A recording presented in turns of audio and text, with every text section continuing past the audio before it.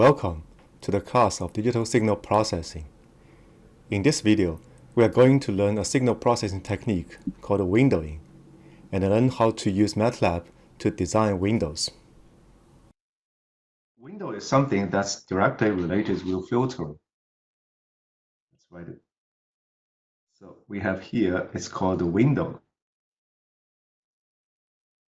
Windowing or window design. Windowing is something we will do in the time domain. Filtering is something that we will do in the frequency domain. We will see those two techniques, actually, they are interconnected. Windowing is to truncate an impulse response of ideal frequency selective filter. So here, windowing, it comes from the truncation. Let me write it. It's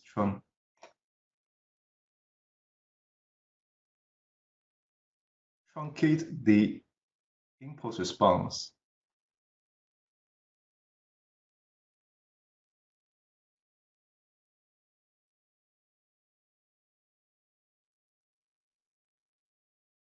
of ideal frequency selective filters.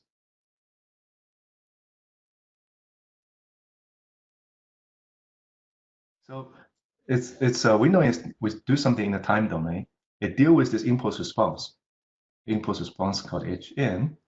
This impulse response is, of course, coming from the frequency selective filter. It comes from H omega. Now, this H omega, what we like it, we would like to have an ideal frequency selective filter. It can be a bandpass filter, it can be bandstop filter, low pass filter, high pass filter. Once we design that, it is ideal. Then we need to truncate it. Why we need to do that? For example, if we're looking at a low pass filter, what is an ideal low pass filter? Let me using HD. It's a function of frequency omega. I can also write it as e to the j omega. This is similar as HD. It's a function of omega, but I just want to mention that because this is coming from a z transform, and the z is e to the power j omega. It's evaluated on the circle, so I'm using that, but it's the same. It's a function of omega. What is an ideal low-pass filter? An ideal low-pass filter is that I have in the band of interest low-pass filter from 0 to a cutoff frequency. So when the frequency is less than this cutoff frequency, we need a 1. Remember, the 1 is the amplitude of the filter. The amplitude of HD should be 1. And ideal, I can have a linear phase. So I can have a phase. It's a linear, as long as it's linear, it's ideal. So here is multiplied by e to the, let me write a negative j alpha omega. And the zeros elsewhere. 0 is when this guy is greater than the cutoff frequency and less than pi. We're only looking at the frequency between 0 and pi. And that is an ideal low-pass filter. Instead of using 1 and 0, 1 in the band of interest, we are using this. Again, because we are dealing with signal. We are dealing with HD, the filter itself, instead of the amplitude of filter. So we including the base. So here. We are using a negative j alpha w, alpha omega. Alpha here is a constant. Alpha is the sample. It's the sample delay.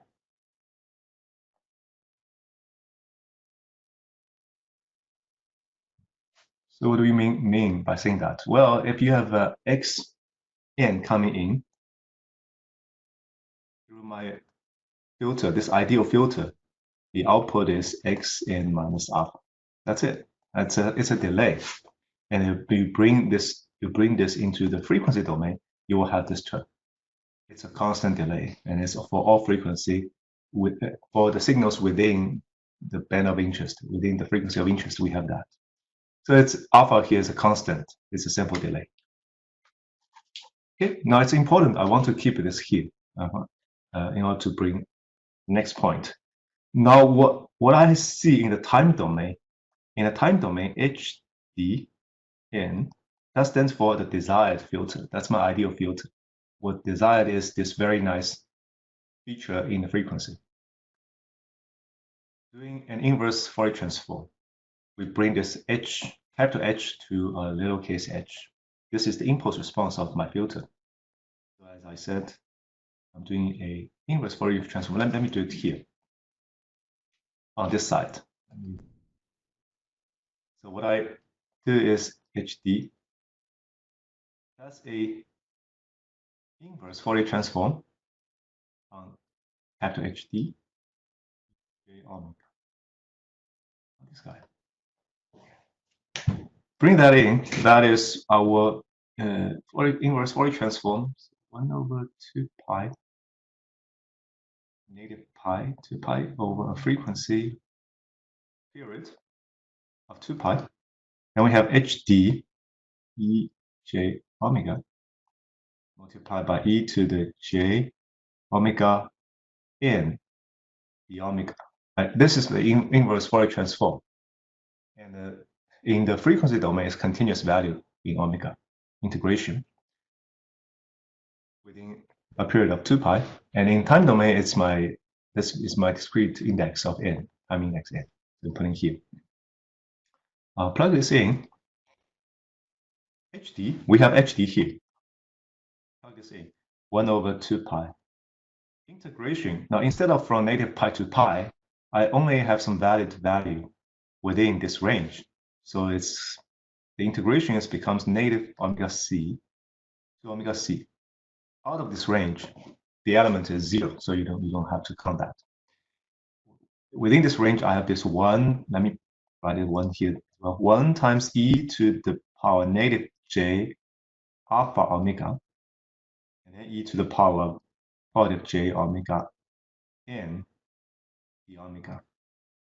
So what we have here, well, we got those two terms, and you doing this integration, we will find out this is actually a sinc function. It's a sign here, sine of omega c, and subtract alpha. And then in our denominator is pi, and subtract alpha. So this is a sinc. It's a sinc of omega c and subtract pi, or sometimes people like to put in the constant for the sinc of pi of omega c and subtract alpha. But we have a sinc function, as we understand. In the frequency, that is a rectangular function, but in the time domain, we got a sinc function. I want to bring out here, now we have this alpha term. Remember, the alpha is the linear phase. It's not just a 1, it has a linear phase. What that will give me in the time domain is a delay. So we have a sinc function. However, the sinc function is not centered at 0. This sinc function is centered at alpha. We have a delay here, so this is 0, this is in time. And alpha here, the sinc function is coming from here. Let me go. Yeah. This is my sinc function. It's not at 0, but it's centered at alpha. Where does this alpha come from? It comes from the linear phase, alpha here. So now I want to truncate this filter. This filter is, the impulse response is infinitely many in time. I only want to have a certain part. So I only want to have the range from here to here. Say from here to here.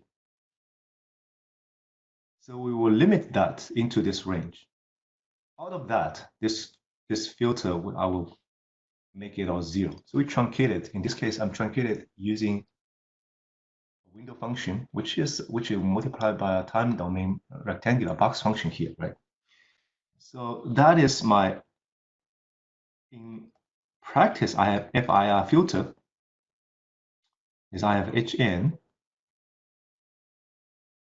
I want to FIR filter, I want to have a finite impulse response. So I truncate it, make it finite impulse response, and also make it causal. So it's starting from 0 to n minus 1 in this range. So we get this filter, which is hd of n when n is between 0 and n minus 1. In this range, I've copied this sinc function. Otherwise, I'll make it 0. So that is the truncated impulse response of this ideal low-pass filter. And here, because alpha is here is in the middle, it's a sinc function.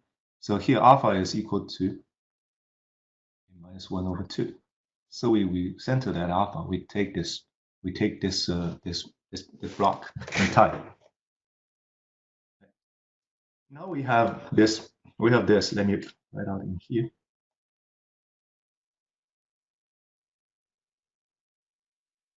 We end up with a filter. This filter is a practical filter. We can implement it. It is finite impulse response. It's also causal. It's starting from 0. It has that. But we truncated this over my ideal low-pass filter. And what we have here is, let me write out here. This is my practical filter. This filter is my ideal impulse response. Ideal meaning that's an ideal low-pass filter, multiplied by a window function that comes into window. This window function, using this picture, this window function is a rectangular box. So this window, this is not omega, it's W, stands for window.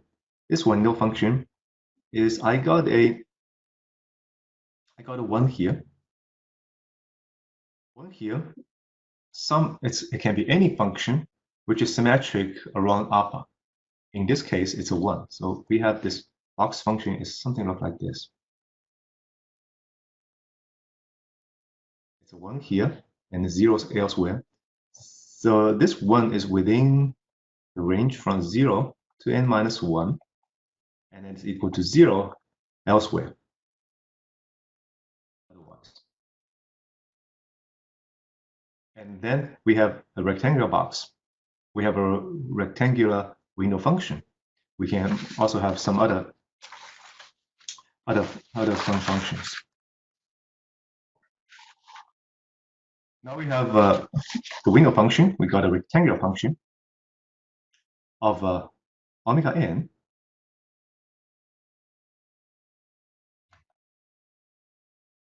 It's 1 and 0. 1 is within this range. Elsewhere, it's all 0. So we have a rectangular window. Moving back to this is my rectangle.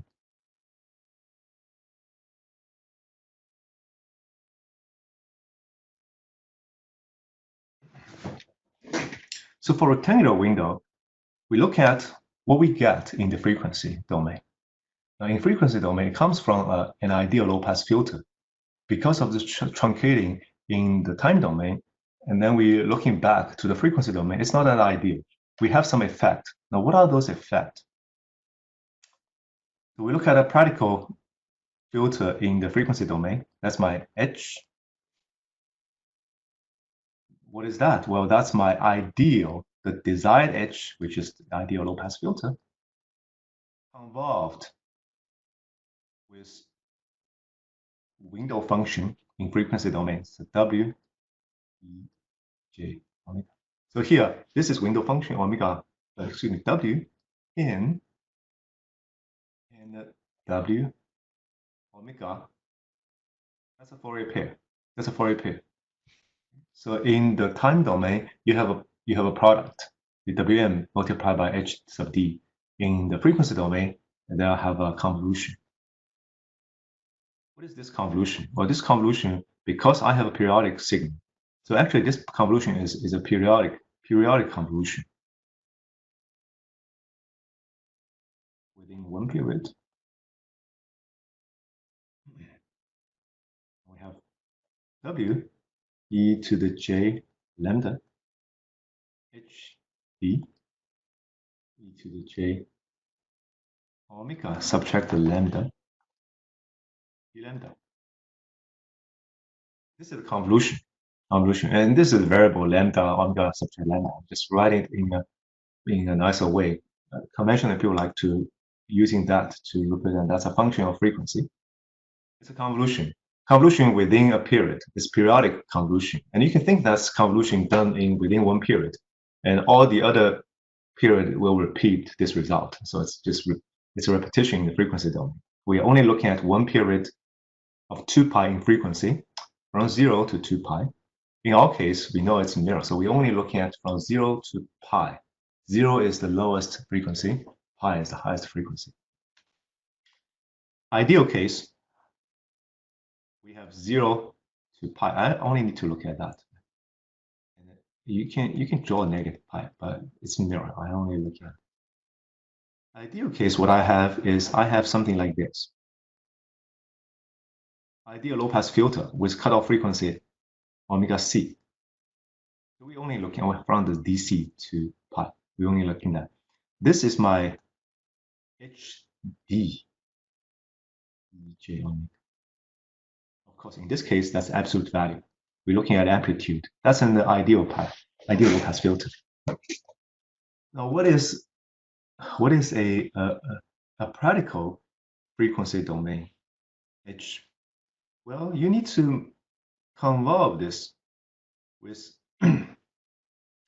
with this guy, with W J e to the power j omega. W is a rectangular window, and therefore the Fourier transform of W, capital W, is a sinc function. We have here.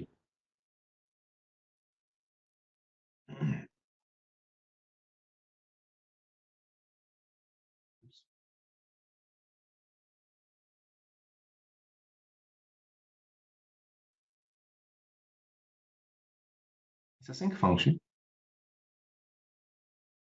Goes off, whatever. And this function is W e to the power j omega. Absolute. If you're doing absolute value, you know this actually was coming back here. Instead of we have a negative term, those all become positive. So it's it looks like this. It looks like one bump here, and then going here. But this is my frequency domain of my window SW. What is for the sinc function? For the sinc function, what is this gap here from here to here? Well, this is actually determined by this rectangular box. If a rectangular box of width of n, this range is 1 over n. This is 1 over n. That makes sense. If I have I take a longer box, so I take many m has many time steps, then here I will have a very narrow peak in the frequency domain. This is inversely corresponding to that. So one of this peak is this part is 1 over n, and it's the same thing here, 1 over n, 1 over n, 1 over n. Then I have those two signals. Convolution. What do I have? If you convolve with these two, periodic convolution, periodic convolution, then we will have here is I got this HE omega, but also we're looking at the absolute value. Here's frequency, omega. We will have a rectangular box, but you convolve with sinc function, you will end up with something like this.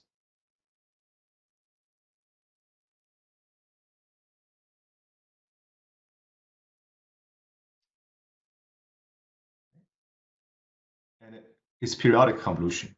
So beyond this range, actually this is from 0 to pi, negative pi. You're beyond this range, what we will have some mirror things here. And beyond that, you'll have another copy. Let me write it right here, easy to see. Beyond that, I will have the same, we'll have another periodic thing, right? So here is negative 2 pi. Here is 2 pi. But we're only looking at this one period of negative pi to pi. So we have that periodic convolution. This ripple effect, it comes from these kind of the tail ripple of my sinc function. And then the original, I have a very sharp turning, a drop here. And then this main lobe will contribute to this transition period. So the transition period, what is the transition period range from here to here? Yes, you guessed it. It's 1 over n. Determined by that, determined by the main lobe. So we are using the rectangular box. Indeed, if we just do rectangular box, it gives me some of the effect of my actual filter. It looks like that. It's not ideal anymore. We have some passband ripple, we got some stopband ripple, and then we have this transition band. Transition band is determined by that. If you have a relatively small m, the transition band will be wide because 1 over m will be large. Okay. So that is, we are doing the windowing to putting that into the filter and how it works. Now, rectangular window is a very naive example for windowing. And there are many other windows people design. So we want to make this some balance, trade-off between time domain and the frequency domain. I don't want to have a clean cut in the frequency domain, but I also don't want to have a clean cut in time domain. In here, this is my rectangular box in time domain. Here's time. N. And then the W N is a rectangular box. It's a clean cut. You translate into frequency domain, you'll have this infinite many. So we want to have something in between, such that, well, yeah, indeed, I may have some long tail, but this tail will diminish very fast. So people design a lot of different Ws besides rectangular window. And let me using this page from Wikipedia. I don't want to waste time writing this out. So we have this. This is rectangular window. Different rectangular windows. Rectangular windows can be a 1 within this band time period of interest, and then the Fourier transform looks like that.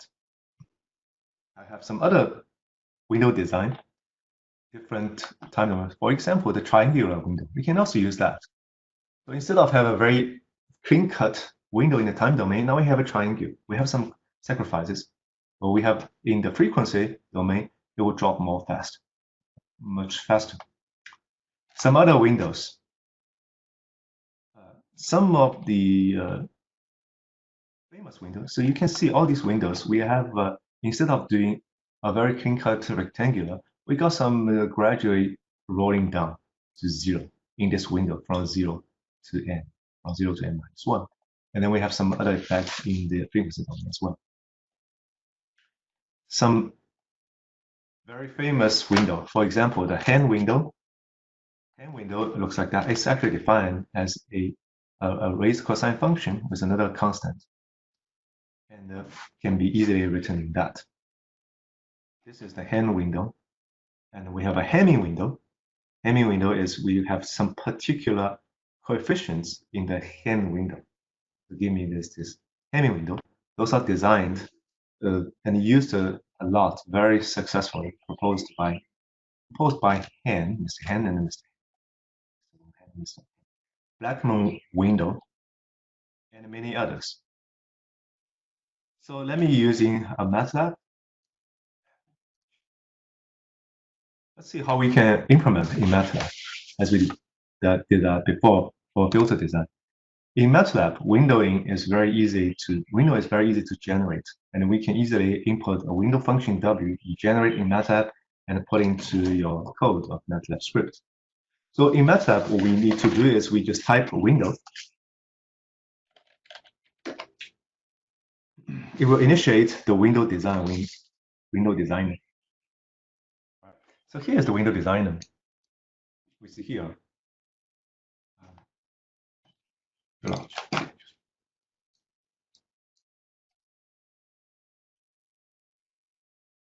It's very simple.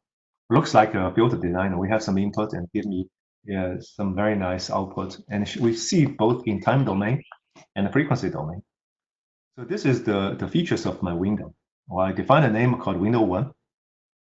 You can change that to anything. That's just called a window test. Type, this is a Hamming window. That's a rectangular window. If I got a rectangular window, it just looks like that. In time domain, it's all 1 between a range that you defined. In this case, is 0 to 63. I have 64. The length of my window is 64. I have 64 elements of my impulse response. So those 64s are time domain HNs from H0 to H63. All these values are 1s. Beyond that, that's all 0. So we see that that's just 1 here. And then I have the frequency domain. It looks like that. Where does that come from? It's a sinc function. It's a sinc function. So we have the main lobe. Main lobe here, the width is 1 over 63, actually. Main lobe. And then we have some side lobes. It's going down. The side lobe is quite high. If it's normalized, we can see this is 0. Maybe we have only 30 dB down. 30 dB down, relatively high. And then I can design some other windows. I can choose a Hamming window. Choose a Hamming window. Also, the length is 64. Sampling is symmetric. It looks like that. Okay, so that's the time domain Hamming window. It's not, instead of a rectangular, we have some of the gradually falling off at the edge. It's not strictly very fast drop to 0. With that, we have some sacrifice in the frequency domain. And we have some sacrifice in time domain because of this not very nice slow drop. But in the frequencies, we have some gains. The frequency is that the side lobe are relatively small. And compared with the previous one, you can see this side lobe, the side lobe was almost more than 40 dB down, 40 dB down. And we got that, some improvement in Hamming window. And there are many other window design. Kaiser window is another one, right? Used quite often. This is a Kaiser window with a delta value defined with the Kaiser window. Chebyshev window. Chebyshev window. Look like that. So the Chebyshev window is I can have the length of that. I also define the side lobe attenuation. In this case, I want to have a really small side lobes. So the side lobe attenuation is 100 dB down. You can see in this result, indeed, this main lobe, side lobe is 100 dB down. Of course, in the time domain, you will have a very slow drop in the time domain, reach 0, from 1 reach to 0. So you have this window on your ideal filter. Now, what does window do? Remember, window is just a product. So you design your original filter and move that to the frequency, move that from frequency to time domain. Instead of truncate it, if you truncate it, what you did is that you multiply by a rectangular window. You truncate it. Now, for any of those other windows, if you do a Chebyshev window here, you not only truncate it within 0 to 63, but you also multiply by those values.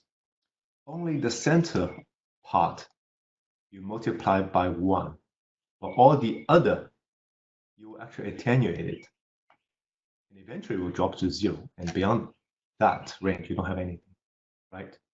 So it's a multiplication in time domain. You're not just truncated. Truncated is multiplied by a rectangular window, but you also have this falling down effect in time domain. What that will give you some benefit is in frequency, you'll have some design features. In this case, my side lobe, I really don't want to have anything in the stop band. I don't want to have those high frequency noise anyways. So I want to diminish that very drastically, more than 100 dB down. So you can do that. All right, now the next part is how do I put this into my code? It's very simple. If I have the this, design it, I can say that I save that to workspace. Save a workspace. And then let me close this one. Save this to workspace. You will find out in workspace I have a called window test. That is an array 64 by 1. Well, those are the 64 coefficients of my edge. If you type window test, those are the 64 values.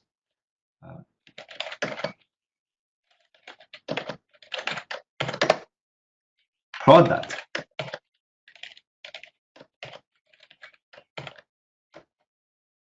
What do we have? Well, of course, that's a time domain window. That's a time domain window we just designed. It looks exactly the same as we've seen before. And I can also see the frequency part. So if I'm doing a FFT, plot absolute value FFT on the window test.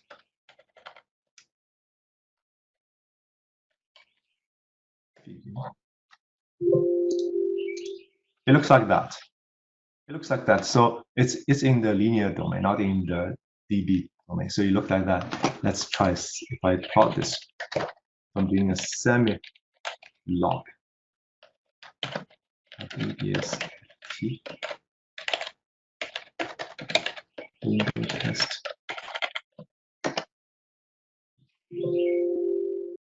Semi-log 1. Okay. Here's that we have that. It's very large, actually more than 100 dB down, more than 100 dB down. So if you put it into the dB, you multiply by 20, then you will see this is the side lobe. From the low pass filter, so it's from 0 to pi. We only look at from 0 to pi. It's dropping down. The side lobe is more than 100 dB down. So in this, it's a design of the window function. And then the window function itself is just the WN. WN is relatively easy to process in your code because what you will do is you're doing a element-wise multiplication onto the signal that we have. In this case, is onto the ideal input response, the input response of the ideal filter, and then you take out, you multiply it over by this window function. All right, so that's the example that I have.